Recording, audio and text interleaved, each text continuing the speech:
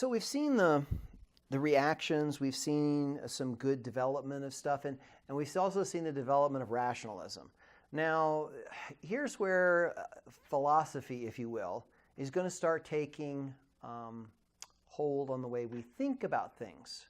The approach to even thinking, just like rationalism is approach to how we think, the next thing we're going to look at here is in the 19th century. And we're going to look at the 19th century, then we'll look at the 20th century. But the 19th century develops this idea of, based on rationalism, that a purely man-centered approach to scriptural interpretation.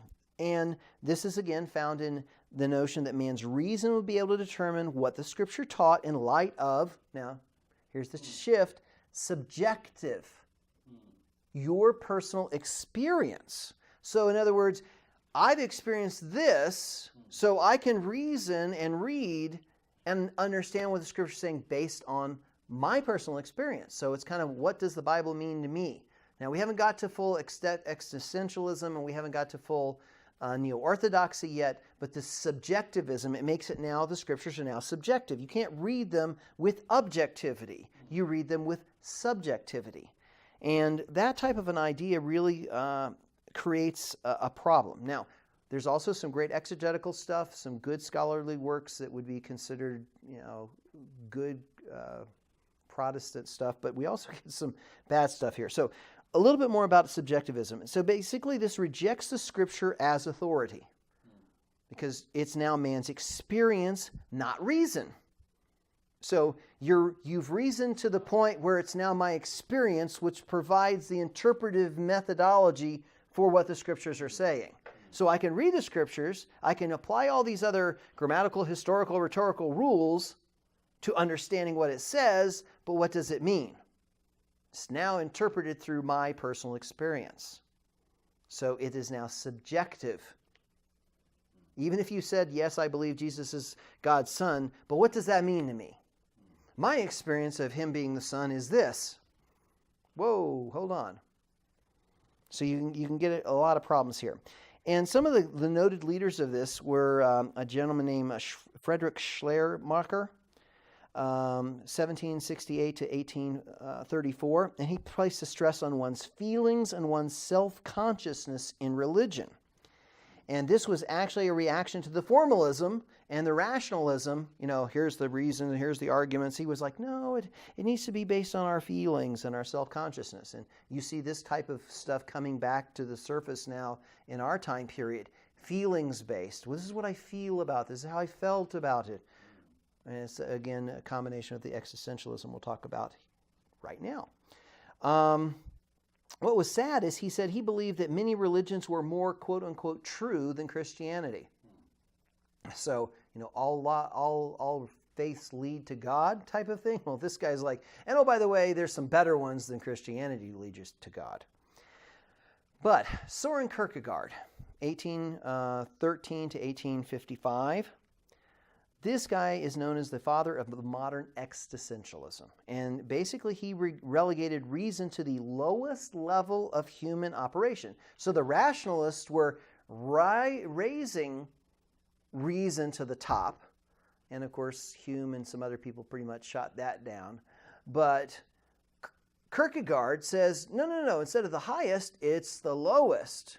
And what is really more important is your subjective experience in the moment of despair is really going to help you understand. So he really has rejected Christianity, formalism, and cold creedalism. Creeds don't mean anything. Formalism don't mean anything. Rationalism doesn't mean anything. General Christianity doesn't mean anything. You truly are going to experience what faith is through your subjective personal experience when you're in a crisis, basically. Your moment of despair. When things are dark, you kind of get revealed personally, existentially, about what faith really is. And this type of thinking has a tremendous influence even to this day. Now, we've talked about some of the ideas in the subjectivism, but we also need to understand that there was another, I'll call it hermeneutical, but it really is what's referred to as historical criticism. And this is not the good kind of criticism. This is the bad kind of criticism. This isn't how do I get back to the best text to understand it. It's, okay, the Bible's wrong, and we're going to go find out where it is. And I'm going to interpret, I'm just sort of presuming there's some problem here, and we're just going to weed it out and find the text and evaluate it in a situation that says, miracles really aren't good. They're not there. There is no divine intervention. This is just men writing in certain times and places, and they're using these experiences. So let's, start scribbling this out, and that couldn't be real. And now what are we really left with? Those kind of ideas. And there are a couple of guys, I'm just going to reference them. A guy named Benjamin Jowett, 1817 to 1893. And he thought that the Bible was to be interpreted like any other book. Okay. Thus, original languages were important. Okay. However, he truly saw the Bible like every other book, a work of man. We've talked about previously that it's a divine work. God using through the Spirit, moving men to write it down. He said, nope, that's just men writing it down. So it's truly like any other book. Might be cool stuff in it, but it's like anybody else. So you can believe he believed that multiple authors, compilers, editors, etc. should be handled like a typical book. Thus, they're analyzed like a typical book, which means there's no real divine anything behind it. A gentleman named F.C. Bauer, 1792 to 1860.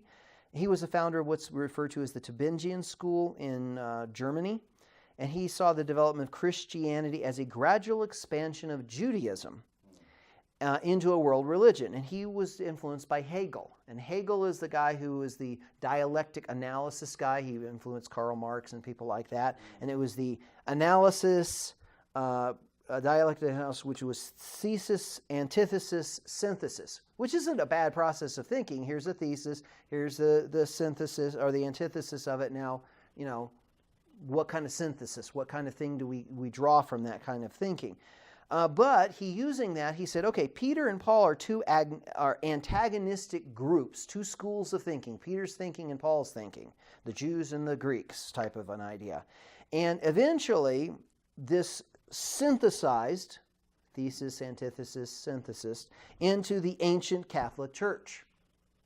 Okay, if you're looking at Scripture with that kind of an analytic technique, you are really going to come out with a completely different way of understanding the Scriptures. So if you notice here, this is an interpretive approach, an interpretive philosophy. You can use grammatical, historical, rhetorical all you want to, but when you come with these type of premises, you will come to a different conclusion. And the last guy is David Strauss, 1808 to 1874. And he basically took what's referred to as a mythological approach to Scriptures. Again, this is an approach to Scriptures.